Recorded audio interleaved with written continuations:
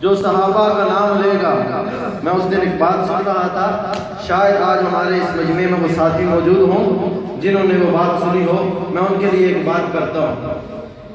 ایک بندہ دوسرے سے کہہ رہا تھا یہ صحابہ کا نام لیتے ہیں، نبی کا نام نہیں لیتے. کیوں بھائی؟ اب تک ہم نے نبی کا نام نہیں لیا، نبی کی شان نہیں بیان کی، بلکہ بچوں نے بھی کہا ہے ہر ابتدا سے پہلے ہر انتہا کے بعد ذات نبی بلند ہے ذات خدا. اب تو یاد ہونا چاہیے ذات خدا کے بعد دنیا میں جتنے لوگ ہیں احترام کے لائق، میں سبھی کو مانتا ہوں مصطفیٰ کے.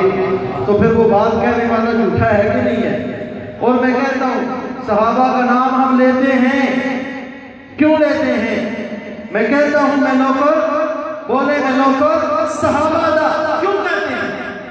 آپ کو میں کہتا ہوں میں تمہارا نوکر، کوئی آپ کو کہتا ہے میں تمہارے نوکروں کا نوکر. ہم تو نبی کے نوکروں کے بھی نوکر ہیں. اور میں کہتا ہوں اسی کا دنیا میں نام ہوگا، اسی کا دنیا میں نام ہوگا صحابہ کا جو غلام ہوگا، اسی کا دنیا میں نام ہوگا صحابہ کا جو غلام ہوگا.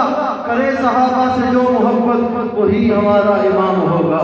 سبحان اللہ. کرے صحابہ سے جو محبت. یاد رکھو صحابہ سے بغض رکھنے والا کبھی جنت میں جا نہیں سکتا، کبھی جنت میں جا نہیں سکتا. اور حضور کے یاروں کی قرآن کی آیت کیا کہتی ہے؟ والذین معه اشداء علی الکفار. محمد کے ساتھ کون ہے؟ صحابہ ہیں. کرے صحابہ سے جو محبت وہی ہمارا امام ہوگا. اور حقیقتوں کا دور ہے یہ، حقیقتوں کا دور ہے یہ.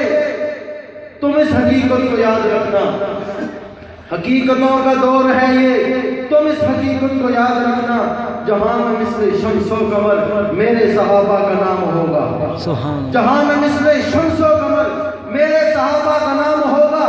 اور یہ ممکنات جہاں نہیں ہے، یہ ممکنات جہاں نہیں ہے. گلوں سے خوشبو کو چھین لینا. جہاں نبوت کا ذکر ہوگا وہاں صحابہ کا نام ہوگا. سبحان اللہ. نبوت سے صحابہ کو کیسے ہٹاؤ گے؟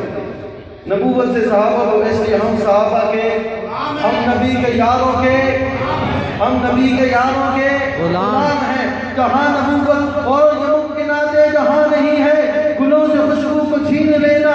جہاں نبوت کا ذکر ہوگا وہاں صحابہ کا نام ہوگا. مدنی کی ہے دعا یہی بس، یہی مجاہد کی التجا ہے. صداقتوں کا علم اٹھاؤ اسی سے جنت مقام ہوگا. میں آپ کے سامنے بیان کے لیے دعوت